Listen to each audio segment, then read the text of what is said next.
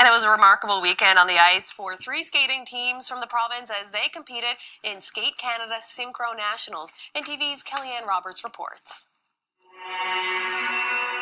The province had 3 teams competing at Skate Canada Synchro Skating Nationals this weekend. After Prince of Wales Synergy, CBS Genesis, and Mount Pearl Paradise Starlets won Atlantics. The past couple of years has been the Starlights and then also another team from another club.